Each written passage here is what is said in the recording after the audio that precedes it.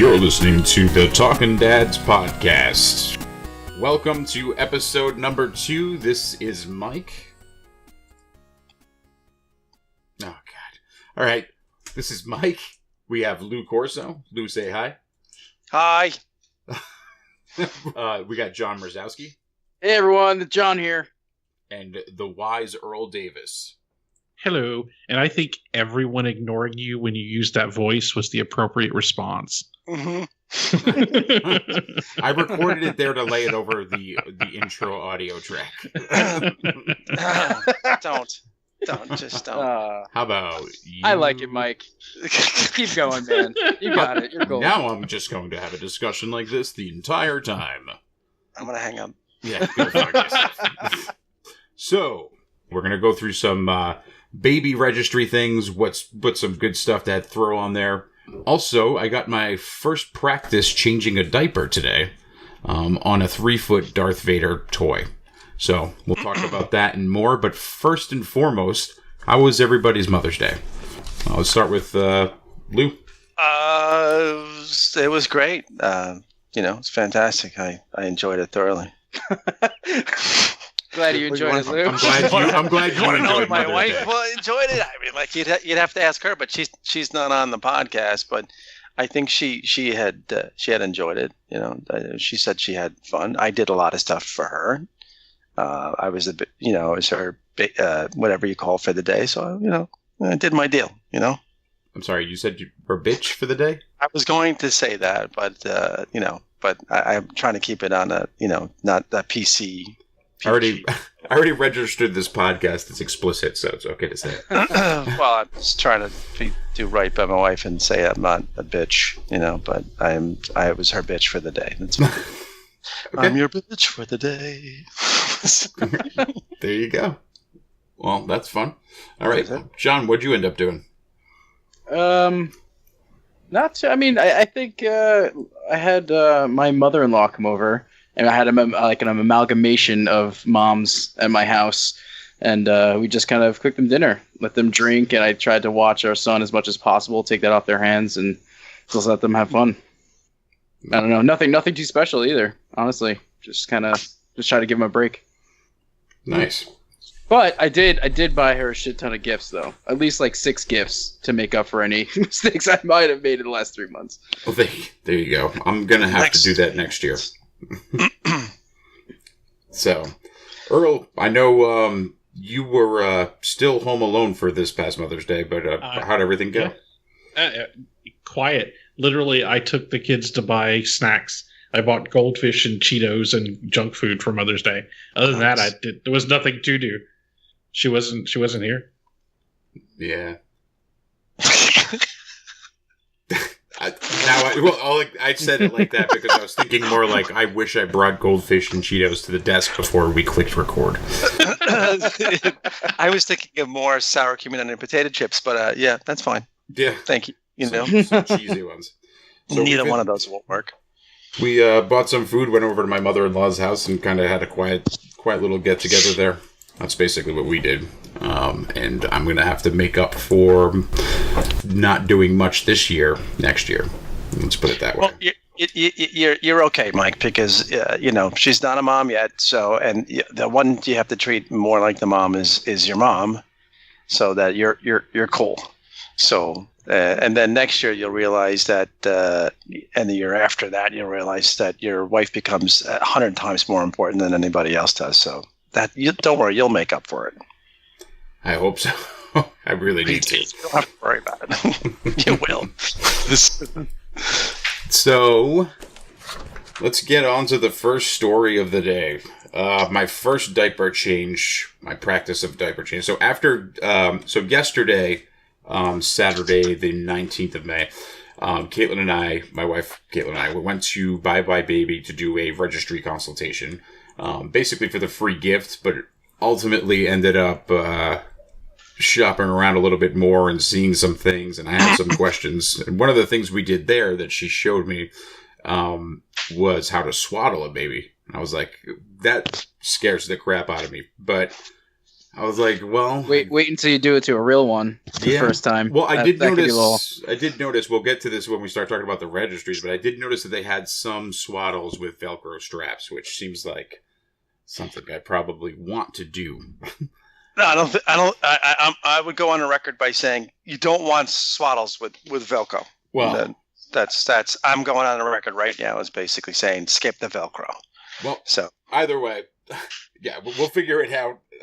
But swaddling scares me a little bit more. But the one that scares me the most is changing a shitty diaper. I'm afraid of the poopy smells. Right? Mike? Is it the smells or is it the visual? Because I gotta say, I mean, at least until the kid starts eating real food, the smell is actually pretty minimal. Yeah. So you got almost until, I don't know, maybe like a year, or whenever you decide to start giving it actual food, like human, like adult type food. It's that shit's not gonna smell. I mean, it's gonna be visually disgusting. I'll give you that. But how long?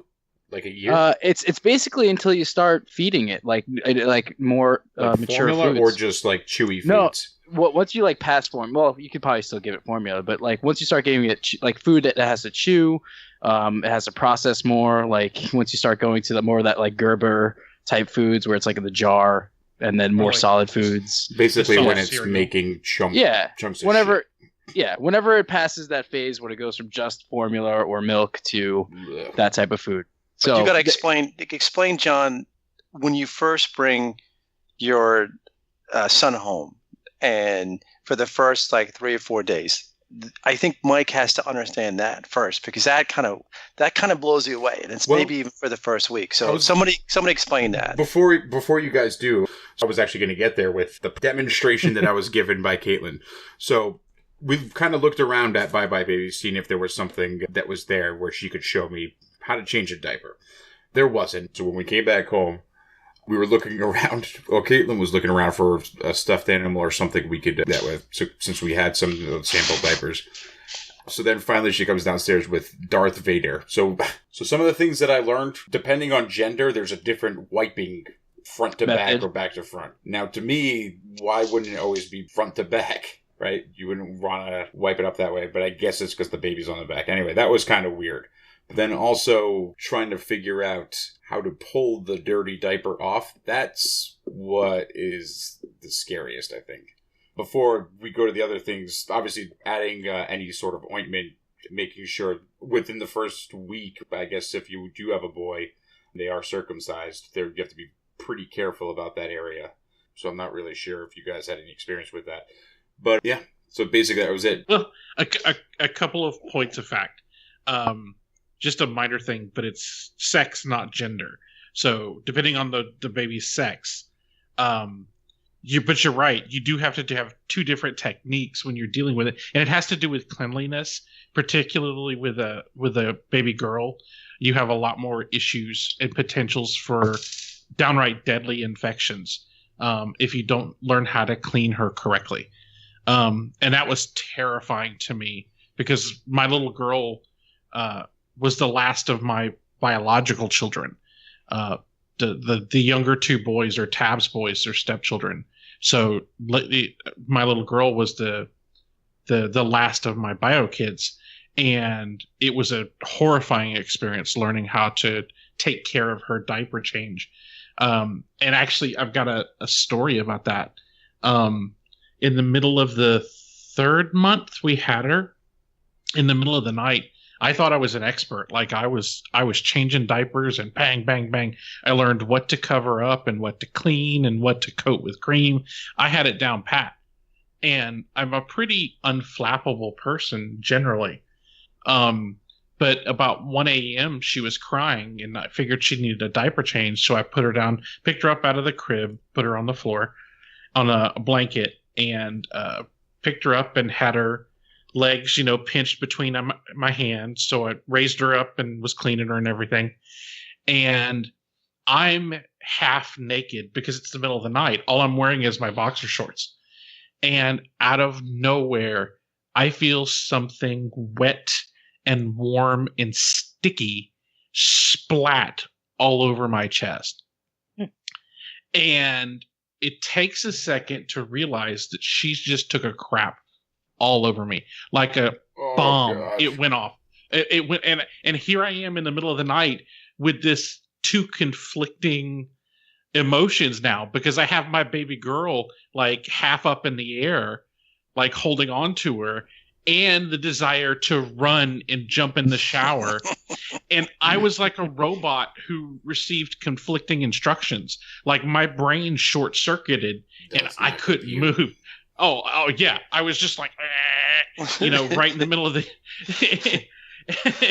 and I was making this noise. My ex-wife tells the story. She says I made this noise like a squirrel that was in pain, is what she's described it as. What is that? What does a squirrel in pain sound like? Just this high-pitched chittering noise that no human being should make as I'm sitting there holding this baby up, just covered in dookie. Like, and she jumps down and takes the baby from distance.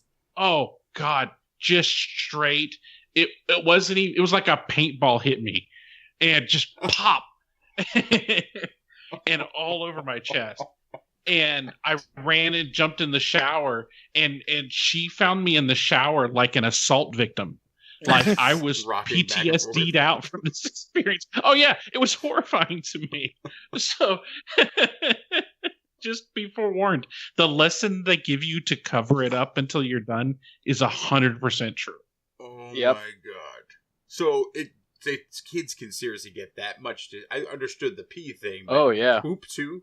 Oh yeah, Mike, totally. I mean, I can't say I'm fortunate because I don't think I've ever been direct hit with fecal matter from my son, but it came pretty close. So we were like a pretty similar situation. We were changing him, and it's a funny story because we were actually talking about diapers at the time and trying to decide like, well, what's the best diaper? How do we know when the kid even goes, number 2 or number 1 or whatever? And we take off his diaper. We notice that we don't think he actually went either, and we're like, oh, funny. Well, let's just change it anyway, get some practice. And I take the diaper and I'm going to put it in the pail, which is like a foot away from the changing table. As I'm bending over to do that, and I'm saying to myself, to Lauren, like, I wonder how there's got to be an easy way to know when they take a crap. And right after I said that, projectile shit like barely missed my face as I was putting the diaper into the pail. What am I thinking? And I was just counting my lucky stars, man, when I was like, whoo, missed that one. But I look up at Lauren, and Lauren's like, well, I guess that's how we know. Because it was very audible. Well, I'm glad you guys told me that it's possible for kids to have shit missiles fly across the room. It's probable. It's most likely going to happen to you, I think, is the point of the story. Oh, it really is. I've been drawing up some designs for, I think I mentioned it last face weekend. mask? No, well, I mean, I could just do that, just go in like a hazmat suit. But the salad bar type changing table design. To try to block poop and all that stuff. Or like Bubble Boy, but from like the waist down, put them in there. I'll use the gloves that go through the plexiglass. This sounds terrifying. Lou, have you been shit on? No, I have. Thank God I have only... Not by certainly my son and my daughter, by certainly other people, but not my son and my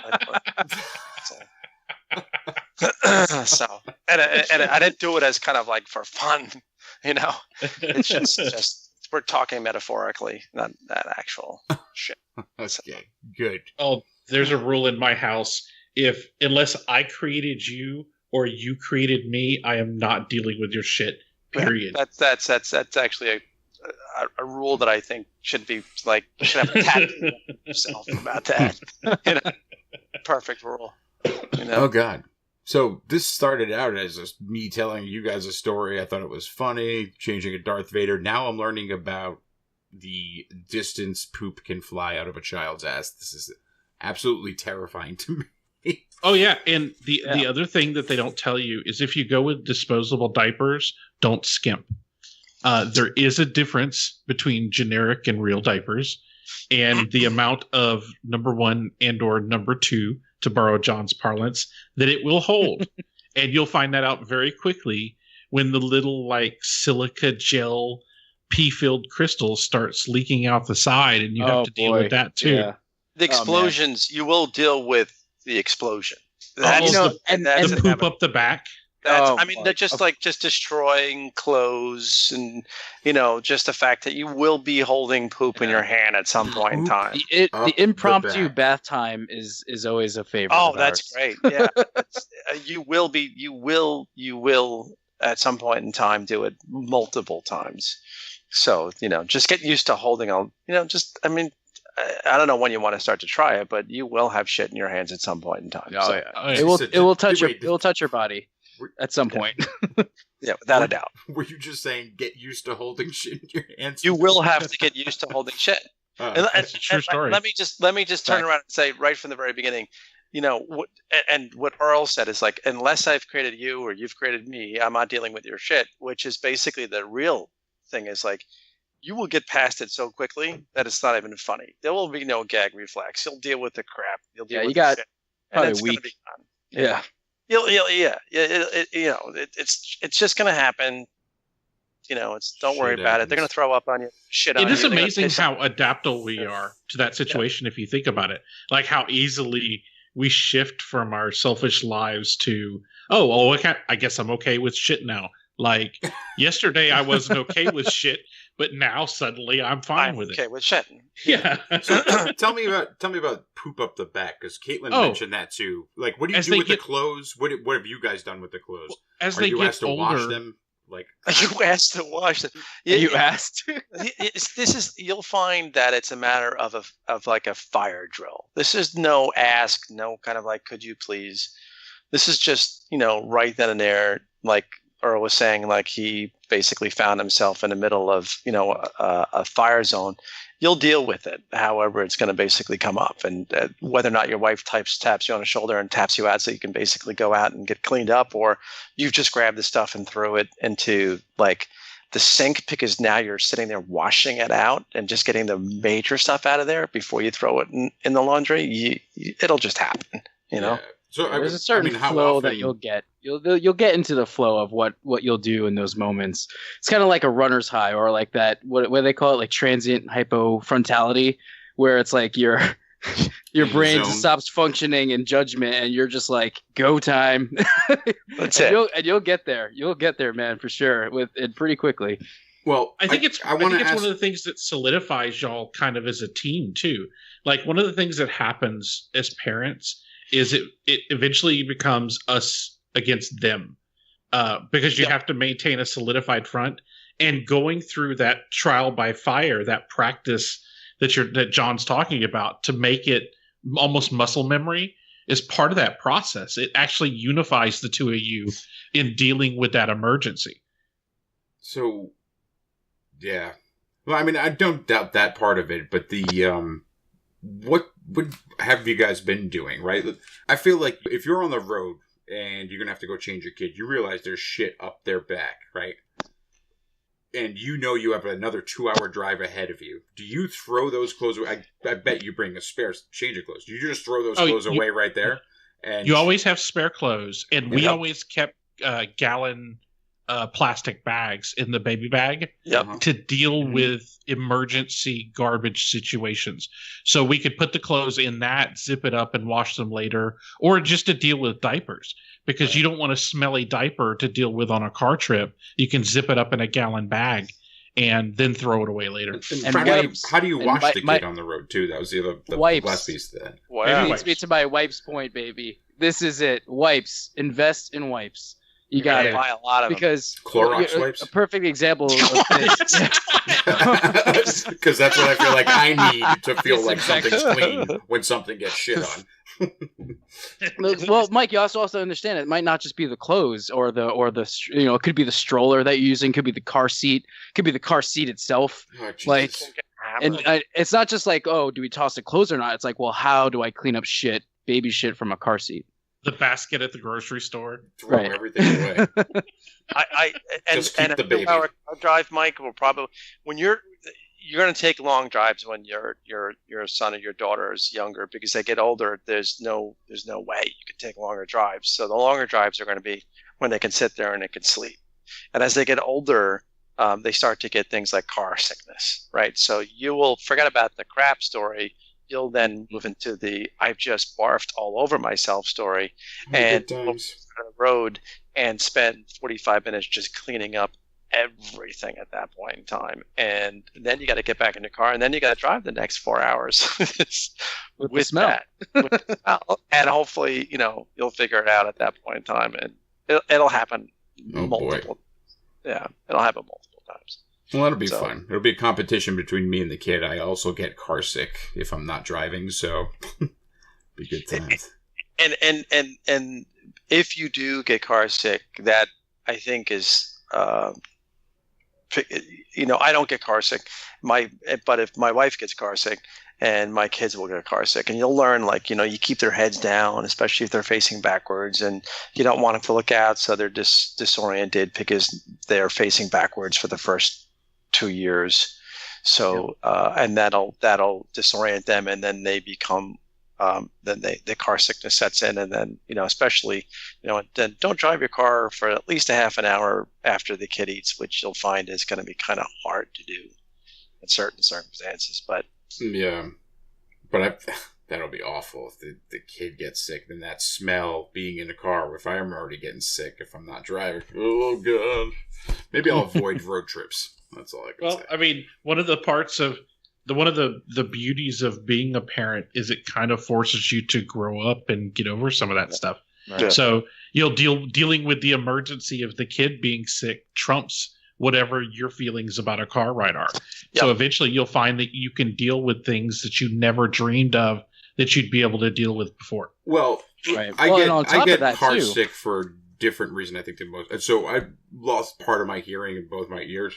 What? So I lost. Shut up, asshole. We're friends here. We're all friends. You've gotten me Believe with us. that. I can't tell you how many times have I left when I've told that things to somebody. You're like, what? I'm like, dick. I get motion sickness sometimes just walking. So Well, you shouldn't also avoid it because something a little bit tough to grow out. But I will fight through it, right? I will do my best there. But I feel like the addition of certain smells and whatever sights I don't want to see, that might make it really hard. So, all right. I think we talked enough about poop. I'm starting to and puke. Well, just a final point on that too is that, Mike, you also have to fight through it too, because the more that you make these kids susceptible to these situations, the more they get used to it. So it's not like, if you have to go on a ride, don't necessarily avoid it either. You kind of have to man up and go through it and see how it goes, because it can only get worse later on. The final point on that. And if you're in a house for the last month, like let's say your wife's not feeling very well, and then you have the kid, then a month later on you're still been in the house, so you've been in the house for like 2 months or maybe 3 months, you're gonna want to get in that car and go for a ride. Right. So that's just inevitable, I might get like a gas mask for myself that's just full of Febreze scented tissues or something. Oh, by the way, that's a great idea. Not the gas mask, but you definitely need to have Febreze in your car. That's for sure. I already do. So Maybe double up on that, Mike. yeah, get double up on the Febreze because you will be using it. I like it. All right. Well, I learned a lot more about excrement than I thought I would. And I don't even remember where we started. We started with me learning how to change a diaper on a Darth Vader toy, which I thought was a funny talking point. And now I think, Earl, you should say it because you said it before. I don't remember what I said. No. Well, now I don't want to steal. I wanted to steal your joke, but I kind of would. Well, now we went to the darker side right there. So the dark side. That was a pretty shitty joke. Go fuck yourself. I thought that was a good joke. It was stupid because it's stupid I think it was because more I executed it poorly. Nothing will prepare you for the dark side, I think was Earl's response. Yeah, yes. Effectively. That sounds much better. That's the important thing to remember is that's no moon. That's no moon. Wait, are we talking about? Have we talked about diapers? Or another point on diapers? I was going to mention this before, and Earl kind of touched on this too. Is don't skimp on the diapers, and I can't agree with him more. Only because it's not just the poop or the pee. you're gonna have to deal if you get a bad diaper. And I think Earl, you said this with those absorbent gel, the beads or whatever. Yeah, they break. Can you imagine dealing with that plus the piss and shit all over it? Like, and those beads, they don't clean up easy. Actually, they clean up harder. It's harder to clean those up than everything else. Okay, so you guys said beads. What beads are you talking about? So inside these diapers, there are these little beads. I don't know if they're gel or whatever, but whatever they are, they're meant to be super absorbent. So if there's any liquid that comes in contact with them, they basically suck it all up and then they expand. So if you get a crappy made diaper, when these expand, it's going to burst through the diaper. But and even good ones. You're right. Are going to happen too. So, and there's one big thing that we haven't even touched, which is the nighttime diaper versus the daytime diaper. And if you decide that for some reason or another you woke up in the middle of the night, and usually kids pee at different times, and like my kid pees a lot by 2 or 3 o'clock in the morning, she's done, right? And then by the next morning, she's, if you change her diaper, if she's gotten too far, if she drank too much, you change her diaper in the morning, you're not going to actually have that much in the morning. She probably would actually have nothing. But if you decide to go with, if for some reason, Mike, if you decided to, you put on the wrong diaper at nighttime, and you will find this actually happening too, they'll pee right through their diapers. And then in the morning you'll wake up and they'll basically be wet and soaked, and that, you have to deal with you'll have to deal with cleaning up, the awful thing. That's not bad. It's like when your wife now decides that it's really much better to have the kids sleep in between you, and that happens. That's bed sharing is what you're talking about. Yeah, the awful part is when you get peed on too. Okay, so this is good. It's in your bed, and now you got to change them. Everything, the sheets. See, that was something we never did because we were always terrified of it. Like there were like the all the stories and of horrible things happening in that situation. Having like all of ours sleep between you. Yeah. Or beside an adult. Like all of ours stayed in the crib until they were old enough to be in a toddler bed. Mm-hmm. But I agree with you, Earl, 100%. Like if they're that young, don't bring them in the bed. Don't bring them in the bed at all. Well, let's get back to the bed thing in a second. I just want to let's wrap up the diaper combo. I did have one last question with the diapers. This one's more for you, Earl. From your first kid to now, right? The diaper technology. Your last kid was born what? 2007, 8? Let's see. 7. Yes. The diaper technology from when your first kid to your last, the improvements there, and if you ever considered or used cloth diapers at any given point, right? We did consider it. It was discarded immediately by my ex-wife, mostly because of where we lived. Our washing machines weren't the best, and we didn't have access to any kind of service because we financially couldn't afford. Like, because in some metro areas, they have services that'll pick up diapers for you and clean them and bring them back. We didn't have the funds for that. So ours, like, especially with the first 3, there was, sorry about that. With the first 3, it was all pretty generic, Walmart diapers. And that's how I learned the difference between the generic ones and the better ones. I thought all diapers were shit at first, until I was older and had a little more money. So no, we never tried cloth at all. The biggest improvement I've actually seen in them is the quality of the tabs that hold the hips together. When they shifted from the cheap like Band-Aid material to the cloth, almost Velcro, it got a lot better. That was the biggest improvement I remember seeing in diapers. I'm curious how different from then to now it is. And I don't know when this happened, but I would also recommend do yourself a favor and look for ones that have that wet absorbency strip that lets you know if the diaper's been soiled. Because I don't know if they're all like this now. Yeah, I saw that. I've never seen that at all. That sounds cool. That Yeah. seems like a So brilliant do yourself a favor, because instead of checking or double think, because you really can't leave a soiled diaper on a baby for too long, especially when they're newborn.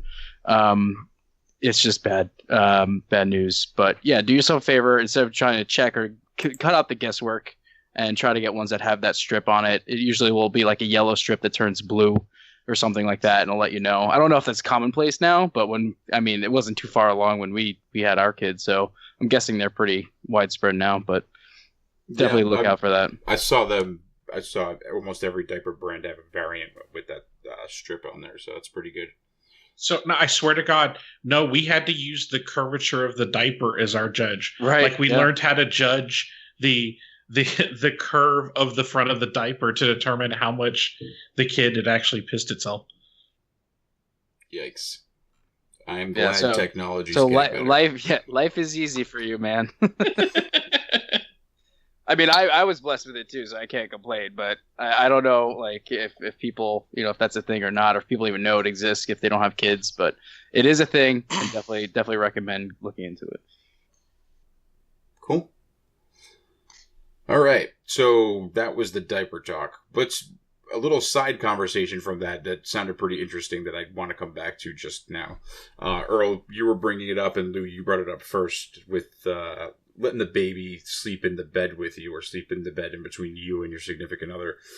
I think I might be on the same page as Earl for this one. Oops, there goes my Tic Tacs.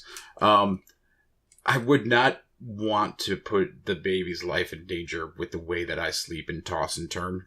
I feel like that could be pretty bad, and I've actually never even looked it up or heard of any major stories or horror stories about it.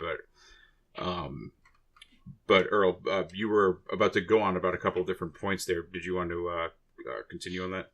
Oh, just that they do. We have in the area where I live in, the largest pediatrician has opened a SIDS center down here.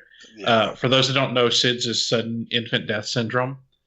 And so we get a lot of his information released publicly. And one of the things that he talks about a lot is the risk of babies sleeping with adults, and how often, even if the adult doesn't do anything, if you have a blanket and you kick the blanket off of you and the blanket covers the baby's face or something horrible like that, it's too risky. A plain mattress in a crib, no blanket. They don't need them that young. No kind of mattress cover. Keep it as simple as possible. They don't even need a pillow. Right. Yep. No, don't even need a pillow. Just a flat mattress that's hyperallergenic or whatever your choice is as far as the mattress. Keep it real simple. And they'll be happy forever. Now, once they get old enough to start climbing out of the crib, then you can start transitioning to a toddler bed.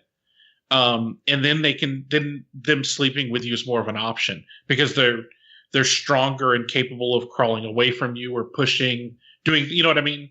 But when they're that young, no, just in my opinion, don't do it at all. What ends up happening is sometimes mothers will nurse, and you'll find out how they nursed, and there's different ways of latching, and they can nurse on their side or nurse on the front, and then people can fall asleep, right? So there's a bit of a danger there. And then, but Earl, I've had my kids sleep with me, but they're definitely older, and my wife is rather small, so I'm definitely larger than she is, and I was cognizant of that. Try to be cognizant of that as much as possible, and you'll figure out the best way, Mike. I'm sure, But I in the first time around, we didn't have her sleep with us. Really, she slept on her own 99% of the time. Second time around, my son hates his bed and slept with us a lot more, and it just, we figured out how to make it work. We got a bigger bed, got a lot more room, so, my advice is, you go with what you feel comfortable with. But in the beginning, 100%, you keep the kid on his own. and just be really smart about it, because the United States actually has like one of the highest incidences of SIDS in the world, so you just got to be real cognizant of that. So. Right, and like most anything too, I think it's also going to be a conversation. This is not, Mike. I'm sure you have your own opinion too, but like what you have to figure out what Caitlin thinks of this, what her thoughts are on, because this is a very personal, maternal matter as well of how, because like Lou said, they're going to be the one feeding this thing every hour, or so. Sure. So the one thing there that's going to actually make it completely out of the question is the fact that I am very jumpy. So if I'm sleeping and I'm in a dead sleep and you make me jump, right, I will jump and flail in a way that's kind of dangerous for even. There's an easy way to solve that, which basically means you will not be sleeping in the bed. Wait. You will find some other place to basically go. Wait. So. Oh, no, I understand. But I'm just saying, me with a small baby in the same bed, that's something that I know I'm not going to let happen. I just don't trust my reactions. And the worst part is I don't even remember them. So it's kind of a scary topic. So hopefully... It is a scary topic, but it is one that's designed to basically, you have to be cognizant of it and you have to know what's going on. So, but it is definitely, and we hope you do take it very seriously, because it is a scary topic. It is a very scary topic. Of course. All right. So I get to step away from the desk for about 15 minutes because I have to walk Austin. He looks like he's going to pee on the floor. But I'm going to kick off the next segment for the baby registry with registry regrets. What you registered for that was kind of dumb. So if you guys could carry it on. Okay, I'll be as fast as I can. I just got to walk the dog. Okay, so what are we talking about here? Registry. I don't know if I want to talk about that. Earl, do you want to talk about something else? Hijack the podcast. Just hijack the whole bloody thing. We'll take it how we want it. No, really. It's actually still recording. I haven't stepped away yet because I was trying to get unhooked here. This is perfect. You don't have to go watch your dog take a piss or something like that. So. No, I will. I will, right? All right, because I have to. Because I have to watch it poop. Well, that's good practice. Go ahead. Go in. Oh, you should try and put the diaper on Austin. It'll be fine. There's your practice. There you go. I actually said that as a joke. Just catch it. Just go ahead and catch it in your hands. Oh, jeez. Yeah, Austin, come here. I'm going to put a diaper on you. I'm not going to walk you. I'm going to continue the podcast. Just try to follow with your hands cupped. All right. I'll be right back, guys. Thank you. All right. Bye. See ya. Earl, why don't you come up with a topic? A topic? Yeah. I got nothing. Topic. John, you got something? Let's see. I do have to go back. He didn't even step on this one time, and he's not going to know the whole idea about when your kid first comes home. Merconium. Oh yeah. Merconium. And I'll go ahead and explain it, and then you guys can basically jump in, because when you bring the kid home and they're just having that first breastfeeding, right? And they're feeding on and they tell you basically latch, in the beginning, because they're feeding on that all important substance that first comes out of the breast, which is supposed to be huge, right? And then women get all kind of real buggy if that doesn't work. But I won't even touch that subject. But when you come home and then you're changing, not even coming home, you're changing the kid. It's still at the hospital, and you're sitting there and you're basically sleeping there for the next 2 or 3 days if you decide to do that, which you can. And then you decide whether or not you want to change him or her, right? And whether or not you want to do it after your wife has basically gone through this battle. But you come and you see this like black substance that basically comes out, and sometimes it's a lot and sometimes it's little, and it didn't smell, but you're like, what the hell's this? And it happens for the first week, right? Right. Before you, and this kid's like so tiny, it's so tiny, and then you got to figure out from there. It's like that's like sticky, goopy kind of like tar, right? And that's exactly what it's like. I mean, I don't know about your guys' experiences, but it wasn't a major thing. It was actually kind of like pleasant that I'm just getting this, because I knew what I was going to happen to get into later on at that point in time. But it was like, oh, this is no big deal. It's kind of goopy. It's kind of sticky, but and then when you start getting through it, it's kind of interesting. But I think that's. Go ahead, Earl. I was going to say, by the time The first time it was weird. The second time it was normal. Yep. By the third time, we were joking about how much the baby must have smoked. Like, Yeah. Tar and That's lungs. No, but I think it's a great point to bring up because it really depends. Like you said, Lou, it's like, well, you stay there for a couple of days. Maybe there's nurses or that can tell you what's coming up, or if you took a class, maybe they'll know what's going on. But I feel like still often than not, the people that still have no idea what they're getting into, and they don't really do the prep. Maybe as they should or whatever, but seeing that for the first time could be pretty disturbing. So you're never going to prep as much as you possibly can for when you first have your first kid. Right, exactly. I mean, that's just like you're going to be freaked out of your mind. I mean, like I remember my wife was trying to deliver, and she went through the whole delivery process and couldn't deliver, and they gave her cesarean, and that was tough. And now you're got all these drugs that are going through your system, and then you're gonna try to have your kid latch on to you, and then you decide like right from the very beginning whether or not you even want to have your kid in a room with you for the first few hours afterwards, or whether or not you want the nurses to basically change them. And the first time you have your first kid, it's just like, like Earl's conflicting kind of thing. Do I deal with my wife or do I deal with my kid? And you're kind of sitting right in the middle. By the second time, it's like, no, you change. Please give her a break. She just had to change him, deal with him, feed him, bring him back over, and then we'll keep the feedings going. But you got your set first list. time around, oh my God. I mean, like you're just like, you're thrown into the fire and have not a bloody clue as to what the hell you're supposed to be doing. Yeah, I mean, absolutely. You probably retain, even if you do all the prep you can, you probably retain 5% of that, maybe. Oh, shit. Maybe, I mean, like, maybe, breathing and all the other kind of crap that you're supposed to basically figure out how to do. That all goes out the friggin' window the moment that you basically get in there at that point in time. Let me tell you the difference. I have a story that illustrates the difference between the first and the last one when you have multiple kids. The first kid, I didn't sleep for 72 hours after birth. I sat up. I had a little pen light. I read all night because I was so terrified of something bad happening, and I had to be awake and had to be ready. By the last kid, this is no joke, I was sitting in the delivery room, eating a chicken fried steak with mashed potatoes and gravy.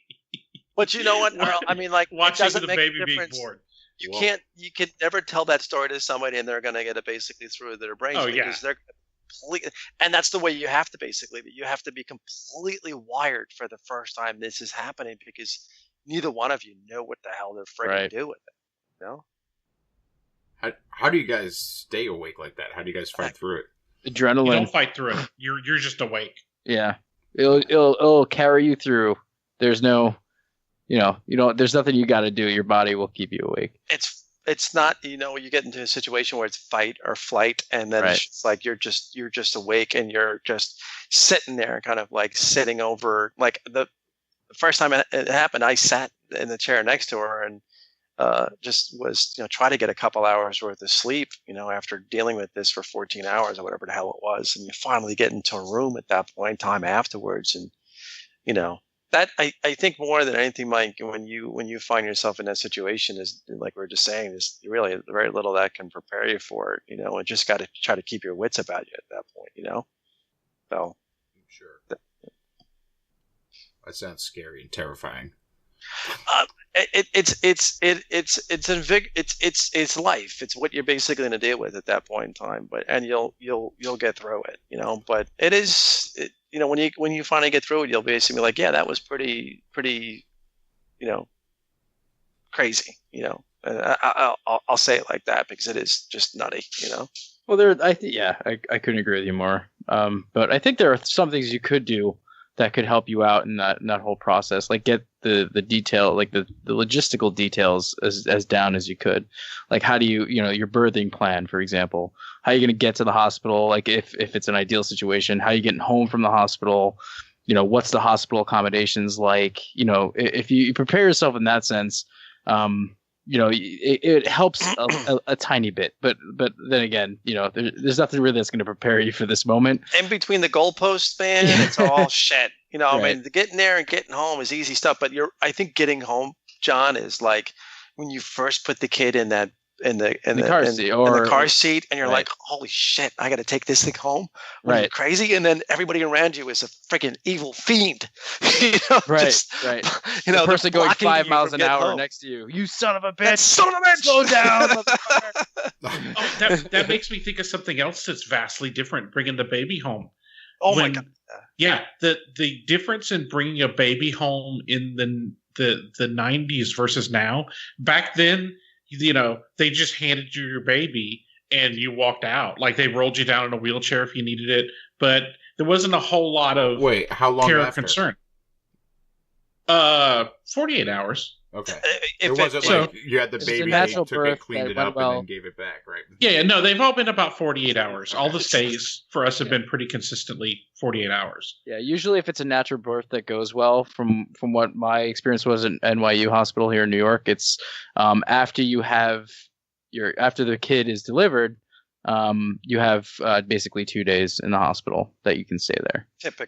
Typically, yeah. Obviously, it varies depending on your health and the mother's health, the baby's health, and all that, and where you are. But it's about 2 days, yeah. But the security with the last one was like trying to check gold out of a bank. Yeah. They had special bracelets for us and a bracelet for the baby. And if you tried to move that baby out of a secure area without the correct RFID on you, it would lock down the area and alarms would go off. Yep. Like, it was They geofence your baby, man. They basically do, which is, and then you have to bring up your car seat, baby car seat, with you, and they make sure everything's okay, and they make sure everything's okay as they're getting out, and that's. And it's such an experience, and you can't. I like the fact that it's that secure. I think for me, one of the scariest moments was after we finally did the last bit of checkout, because now it's like, oh shit, we're on our own now. Yeah, somebody to help you. Yeah. It's like, okay, well, we got the car seat that's up to snuff. We got the car here. Right. We get checked out. We're the parents. There's a baby. And the kid doesn't. And now you're on your own. Because the kid is too small, kind of like a little bit small for the car seat. You don't necessarily know how tight you're supposed to basically make it at that point in time. And the hat really doesn't fit, and the gloves don't fit on there. And, and that's another thing. It's just like the gloves. I don't know if you guys went through this, but my first kid was like, she scratched the hell out of herself, for the first couple of weeks. My second kid was a lot better, and you put it on these little gloves, and you're like, why am I having these gloves on here? This is so weird. But all that stuff, when you get the kid in the car seat, you're kind of like freaking out on the way home. That's a pleasure in and of itself, Mike, that you have to look forward to. Yeah, I've considered purchasing a tank to drive back from the hospital. Not a bad idea, except it's probably difficult with visibility and all. But you're not. Where do you strap in the car seat? You don't really even need one at that point in time. But you can let your wife walk the baby home. Like Simba from Lion King, just hold it up so you can see it. Yeah. Don't come near me. I got a baby. I don't think Rafiki walked all the way to top of Pride Rock with Simba in his hands from the bottom. That's right. He probably took a tank. You're right. Didn't take it. I went there. He's a monkey. Oh. Okay. Now, when you first bring the baby home, and then we'll talk about registry after this and Desitin, but when you're first bringing the baby home for your first child, what's the first thing you did the second you walked through that front door? Was it a huge sigh of relief and then go, oh, shit?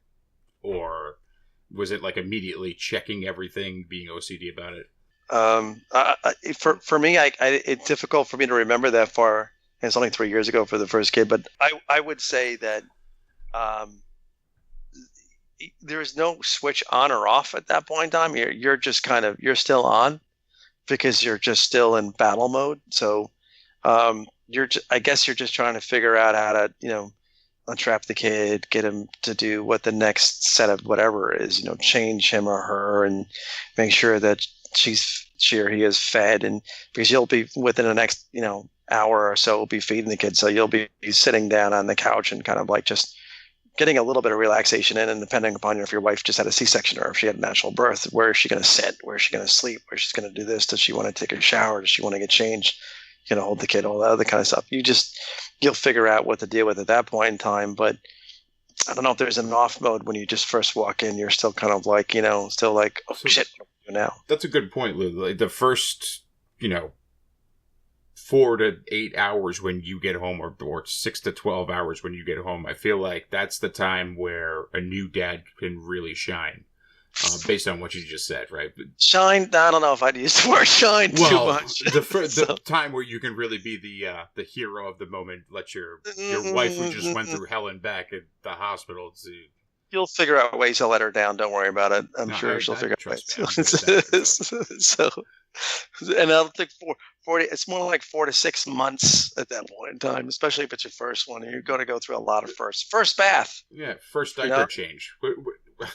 That must be terrifying, especially if you have a, like I said before, the boy being circumcised, the special care you have to take with their tenders. Diaper changes will be easy, but it's interesting to talk about that, and you can ask the guys about it too. But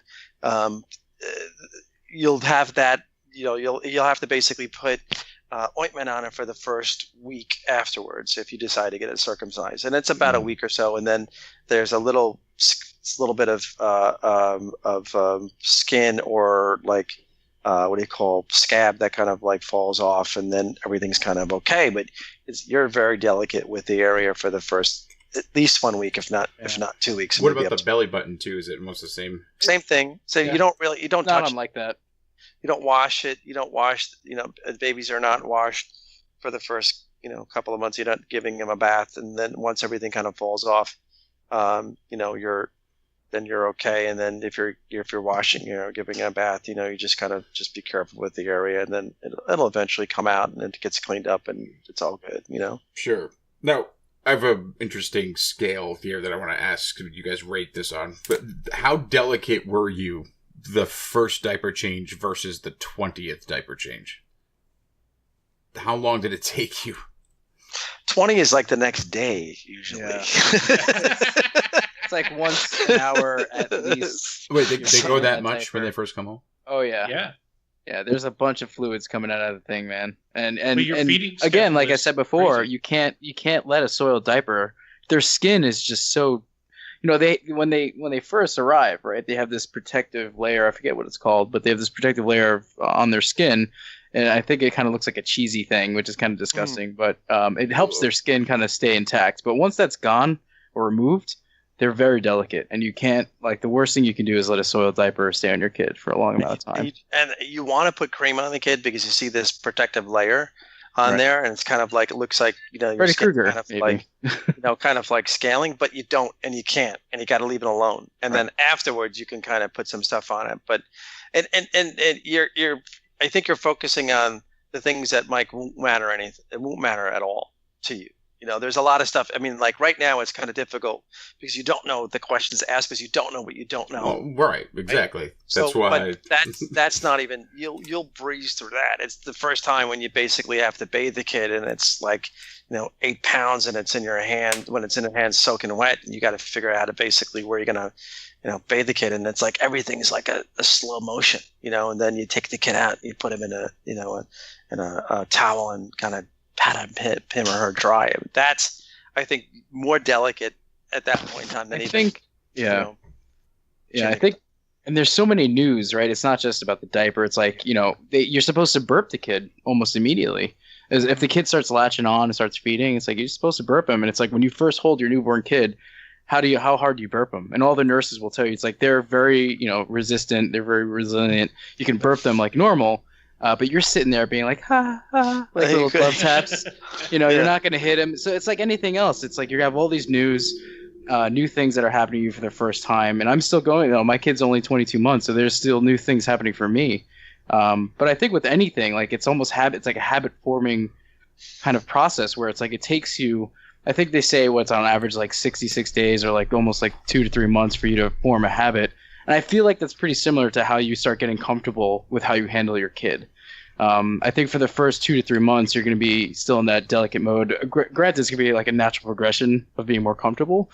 But I think, for me, I think in my experience, it took me a good, I think, almost 3 months before I started really taking off the white gloves and being a little bit more Not rougher with him, but just more natural.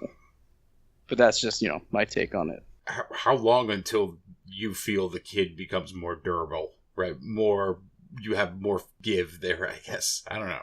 If that... The first time something happens that you think will break the kid and doesn't. Yeah. That's when you realize. Good way to say it. Mm-hmm. Yeah. Yeah. The first time you fumble with it, or the first time they do something that'll hurt themselves, or the first time, you like you're burping and you whack a little too hard, more than you meant to, and you realize they're okay. Like, I remember, she was a little older, but my daughter, when she was about a year old, got her fingers slammed in the door, but it was on the hinge side of the door, not the latch side. Her finger got smashed the short side of the door. And she started screaming, but I pulled her hand out, and her fingers were flat with a line across it. And I literally watched her fingers reinflate. Like, their bones are so durable and it's so rubbery at that age that it's amazing how resilient they are. Now, the part of them that's not resilient that you have to be careful about are their eyes and their head, the top of their head. You have to watch their fingernails because they'll try to scratch their face and they could do damage to their eyes and mouth. Or you have to be careful where the skull plates haven't completely closed yet, and your baby may have a soft spot in the top of its head where you can actually poke, and that's where its brain is.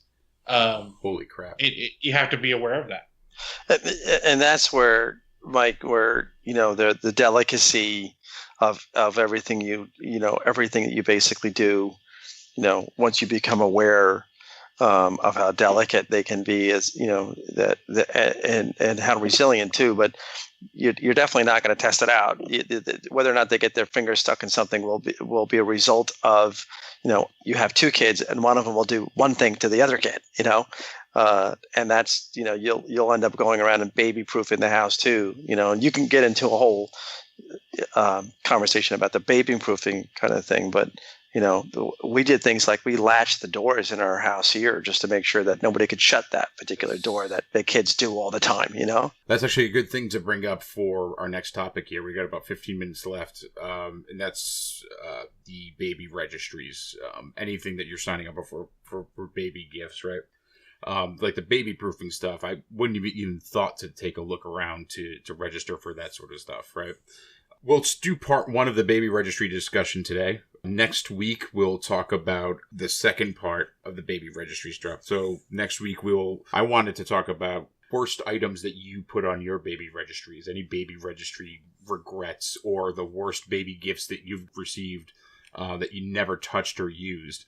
And just a quick example of that, my wife bought her sister when she had her first son, so my nephew, these little holders for like the first baby curl and the first tooth. And we're not even sure that those things exist, but we also know that the gifts got more practical as the kids got on for the registry.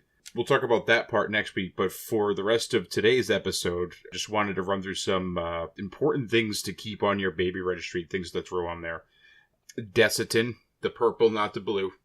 That's the cliffhanger from last week. Let's talk about the Desitin in a second, but also we wanted to run through baby clothes, wanted to run through bibs, any sort of electronic ambient white noise stuff, and then the last couple of minutes we'll spend talking about the diaper genie, which I don't see the point of, but we'll get there. So let's start with the Desitin and any sort of creams and stuff like that. It sounds like there's a lot of creams and ointments that you're going to have to apply to your kid when you first bring them home or in between diaper changes. And it seems like Desitin, the purple kind, which I learned yesterday, is the after something happens, after they get a rash. It's like the immediate relief cream, right? Generally, yeah. I think as you learn about creams from my perspective, I think you pick different ones. I think for us, we use maybe 2 or 3 different kinds depending on the situation, but I think most often we use that purple Desitin, which is the maximum strength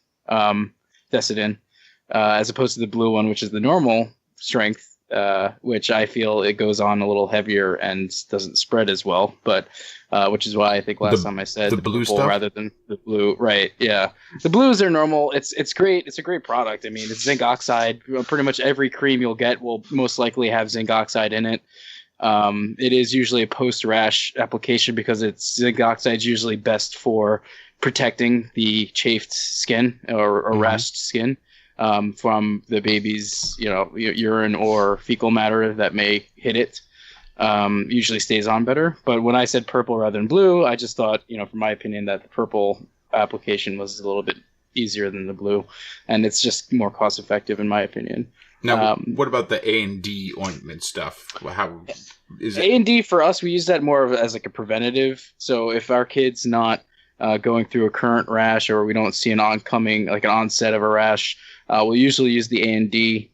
For us, it's around here. So usually you can get like the generic, which is a little cheaper. Mm-hmm. And it's packed with vitamin A and D. No zinc oxide.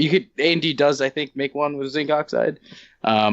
But the A&D will just have a good like vitamin layer, which I think, I'm not sure, but it may or may not be petroleum based, which is also kind of like a protective layer against like Vaseline.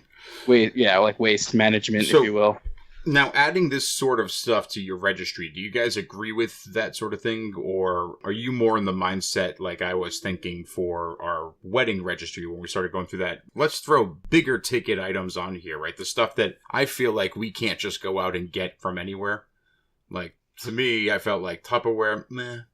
But a Ring doorbell would be fun to register for. Something like that. But that's, the wedding registry. So for baby stuff, like, should we register for some of the cooler play sets? Or should we be adding lots of things like this Desitin? And from your guys' experience, have people that have had access to your registry or have gone to the baby showers or whatever, have they purchased those items as like a supplement, or that they purchased those as a main gift? Obviously, we want some options there that are cheaper for everybody, but I just wanted your thoughts on that.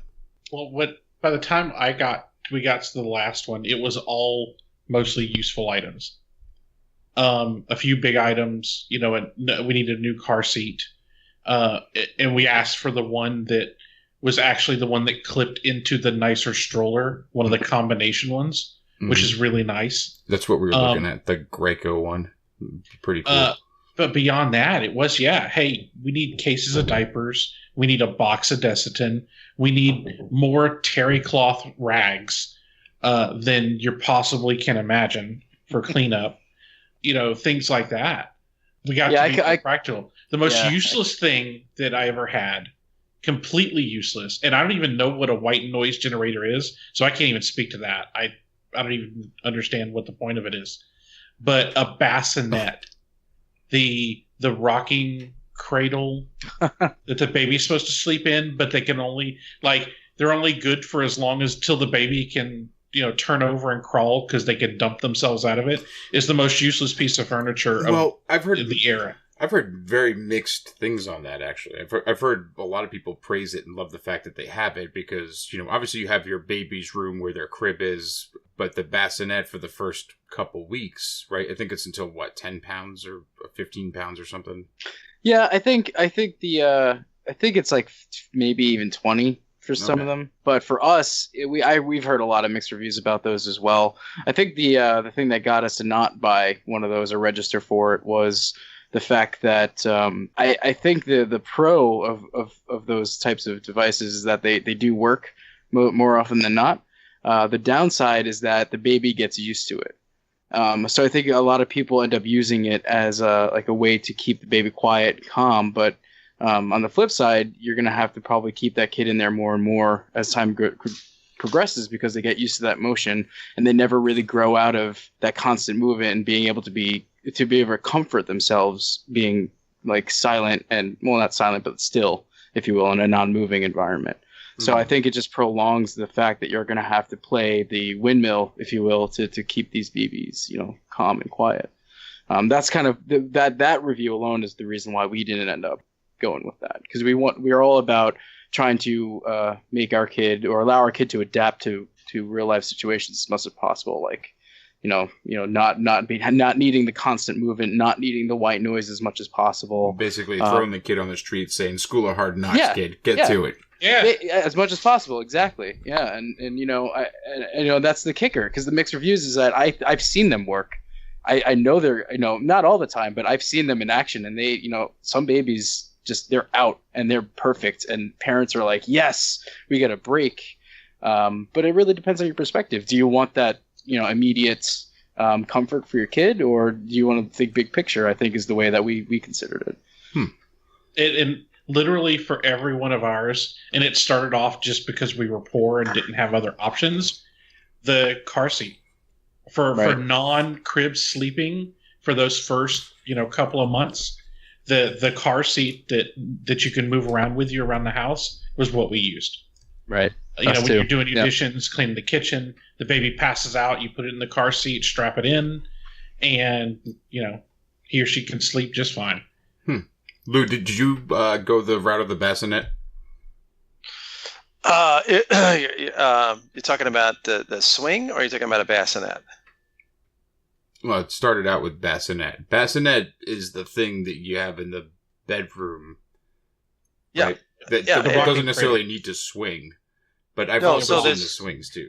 Well, so there's a swing, which is what they were talking about, and then there's a bassinet. So we've used both. I've used the swing for both my daughter and my son, and that actually worked out great because they did get into a little bit of a pattern where they got used to it. But once they went to sleep, we kind of picked them up and we kind of brought them over and then placed them in the bassinet. Well, can you blame them with those swings? Have you ever wanted like an adult-sized version of those swings?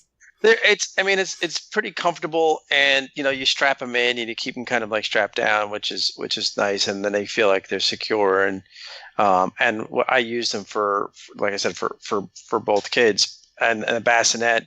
My daughter, my son slept in there fairly long, and we still throw him in there, just to get a nap after putting him on a bed. So it worked out, well for us. So, but I couldn't have been happier with both of them because I think they were perfect. Yeah, man. I think that's the key, is that they do work, and that's what makes that decision so hard. But Lou, one of the things, I don't know if you guys have heard of this, but one of the newer, I guess, low tech things that came out that's kind of like a mix between those, like having either putting in the bassinet or car seat and the swinging motion device, whatever you want to call it, is this. And somebody got this for us as a gift. It's called a Baby Bjorn, I think, bouncer, where it's a still seat, but it's designed in a way that when the baby makes any kind of movement. What was it called? The Baby Bjorn bouncer. Yeah. Oh, Bjorn. Bjorn. Yeah, I think that's how you say it. But it's designed so if the baby wants to be still, it's still, and with any type of movement that the kid makes, the seat will actually move softly up and down. So it's like even with like a hard breath, it can actually move up and down. So the kid kind of, you leave it up to them to decide what they want. But it's another, it's a middle of the road, low tech. It's like a non-powered thing that you can look up. And some people it usually gets really good reviews. And it's worked for us a little bit. We didn't actually use it too much, but I know a lot of people that rave about that one. So that sounds, you can check that out too. Yeah, it's kind of like best of both worlds kind of thing if you're gonna try to do that. Okay. Cool. I'll take note of that one. We only got a couple more minutes here to run through two more quick topics. One, maybe we should save this for next week for the start of the episode. And I think that's what we're going to do. So the beginning of next week's episode, we are going to run through Earl, John, and Lou's recommendations for your baby registry for parents to be. All the items that they think are absolute must-have. We touched on a lot of them today, but I think a nice top 10 list, guys, for next week, that would be, I think, super helpful for parents to be. I like that idea. And in my opinion there would be to start with you and then go from the newest dad to the oldest dad. Well, what I think should be on there, I don't know if... But I think that's funny. Yeah. Like, I agree. I think the top 10 or whatever is gonna be fun, and like let's start with a dad who's not a dad yet. Then like I'll go, and then we'll pass it on and see what the experience tells us. I think that's a great idea. We'll do that sounds fun. Okay, with 5 minutes left here, there's one thing I want to talk about. This one particular item that I know is on a lot of people's baby registries, and a lot of people have them, but I know the community is fairly split down the middle on these things.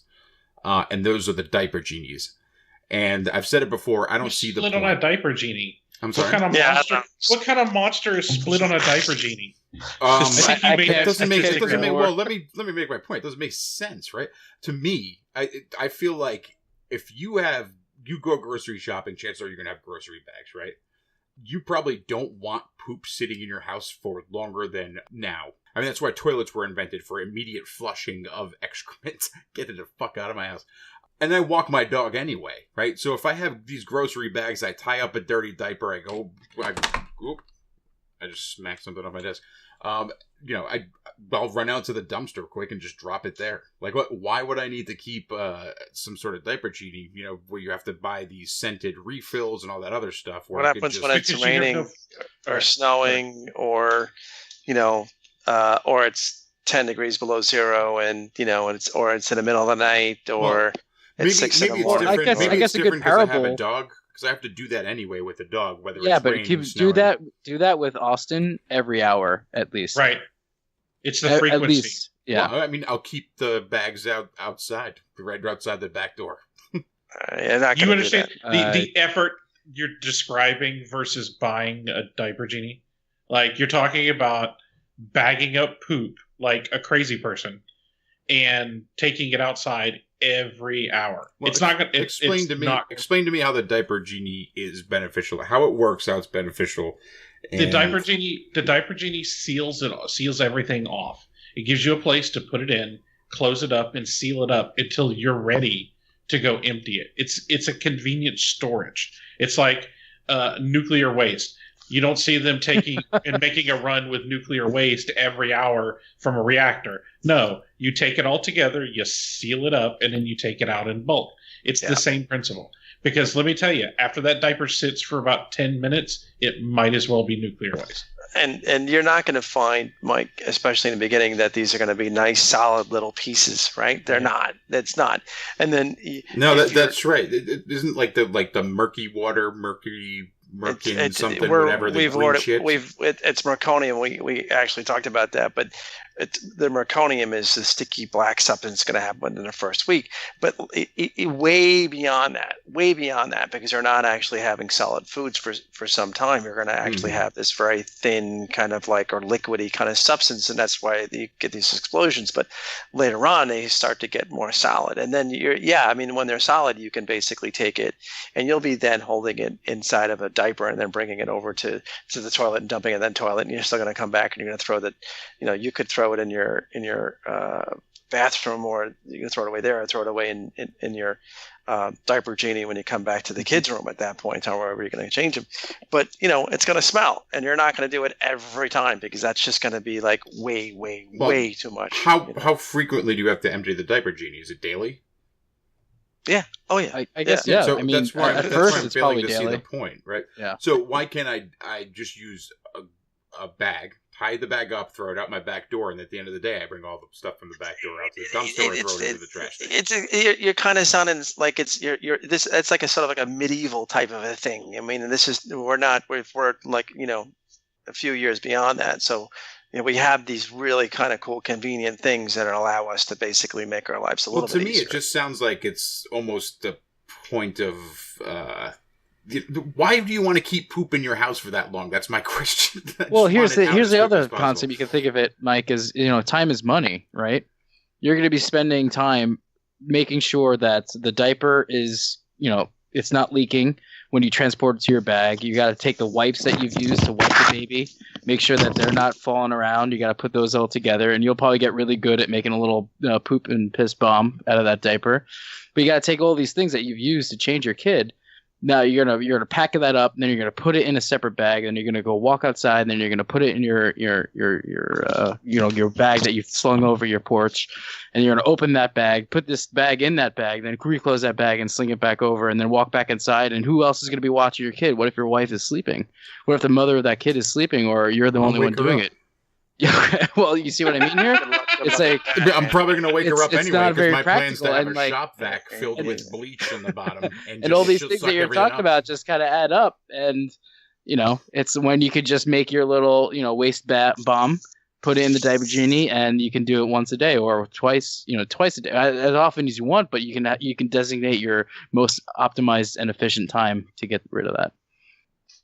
Huh. I think in my opinion that's probably the most advantageous aspect of diaper genie or whatever it is that you're going to use to seal up your maybe it's because of the place that I live in currently, but I feel like I could just open up the window for what's going to be in the baby's room and just throw that bag right out the freaking window onto my porch. Just keep a bucket down there. You could certainly do that, man. You could certainly try it out and see if it works for you, and then you won't have to bother buying a diaper genie. But do you know who keeps poop outside? Homeless people. Yeah. That's who keeps poop outside. Why would you do that? What is that? I don't get that one. You're going to keep a bag of poop outside your door? Yeah, it's kind of well, let's come up with let's do like a 30-day challenge. After he gets his kid, you can record a 30 days period, and you can tell us about your experiences of throwing your diaper outside the window. I can tell you this right now. Caitlin actually feels the same way that I feel, and my sister-in-law feels the same way that I feel about the diaper genie. Seeing it as kind of a waste of money. Seeing it as it's like $40. I don't know if it's... Isn't the whole point of it is because it has it seals, right? And then it has a scented filters you put in or something? There's different versions. There's different versions. The one that you buy. Yeah, the one that we use uses baking soda refills, which is... I think that's $6 for a dozen of them, sure, and they last 3 months. But my main question: why can't I just get a good trash can that seals tightly versus a diaper genie? What trash can seals tightly?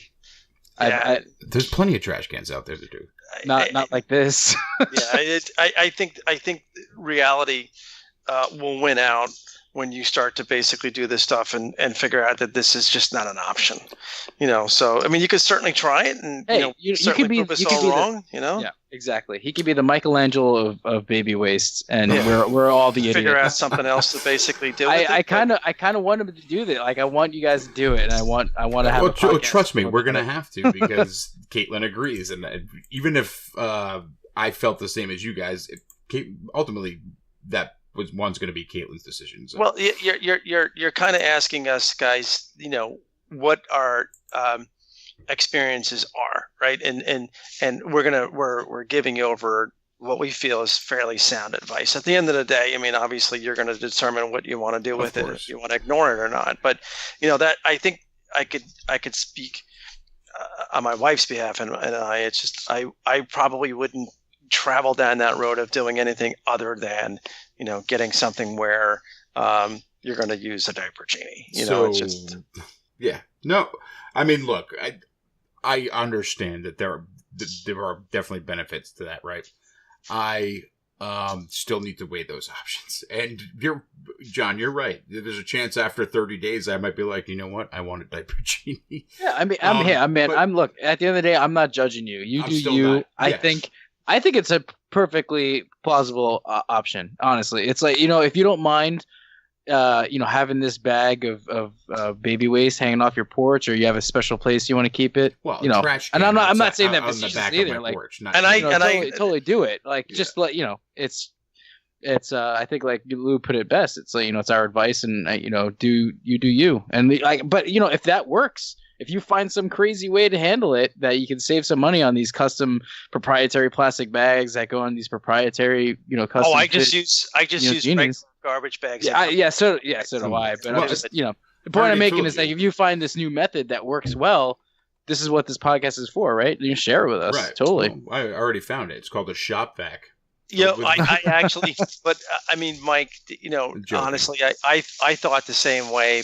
Literally, I thought the same way before I actually had my kid, and basically what the heck do I need this for? I'm going to show all you fools how to basically do this stuff. And, you'll quickly learn that that's actually not the case. So, looks like I'm going to have a discussion with you. You're going to end up breaking down, and your wife will actually have one, and she'll put it in a registry, and, you'll get one sent over to you, and you're going to end up using it at the end of the day. So this has been a shit-filled episode. This is Talking Shit with Talkin Dads this week.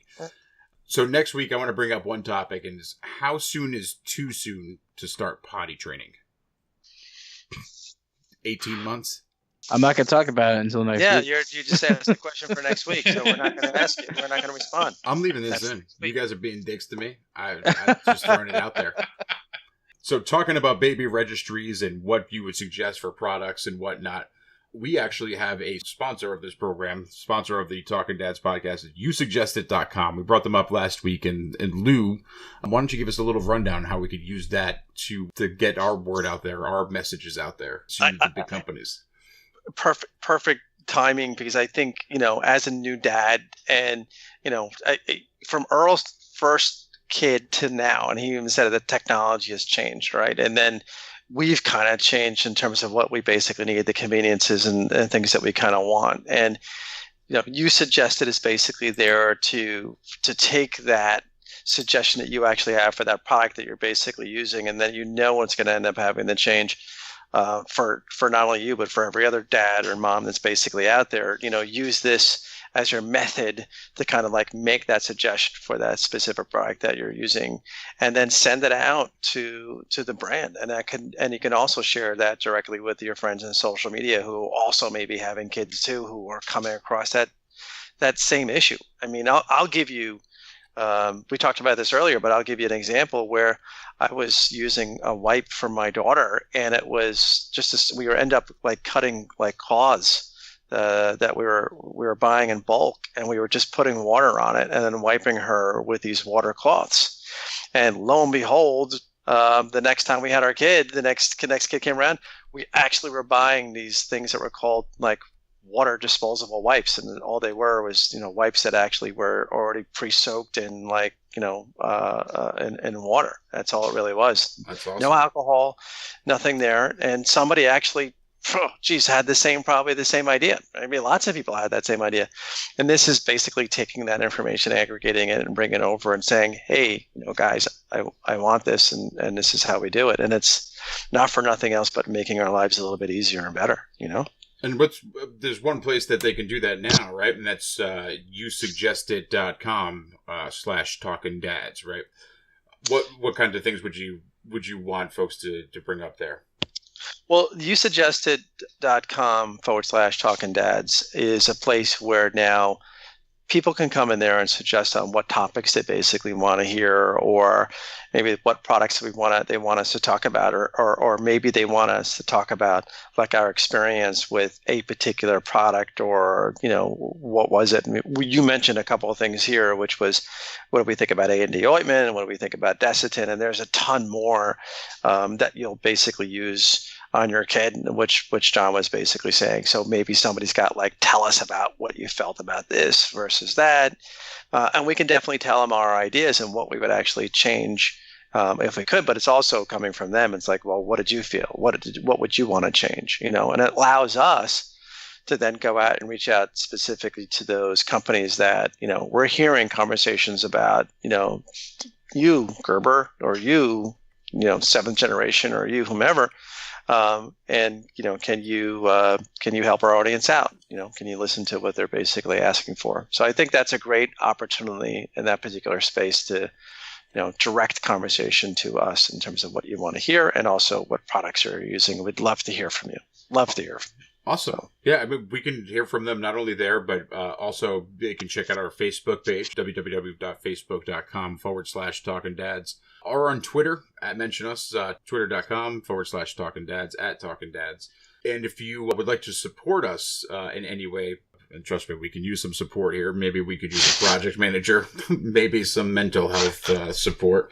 Visit our Patreon page, patreon.com /Talkin Dads. And that's TALKINDADS, Talkin Dads. Yeah, sorry for cutting you off, but I just had to say that. That's all right. We were just about to do the same thing. We should have done it in unison. It would have been nice. Thanks again for tuning in for the Talkin Dads podcast, episode 2. I'm Mike. I'm Lou. And John here. And Earl. As they say in Canada, peace out.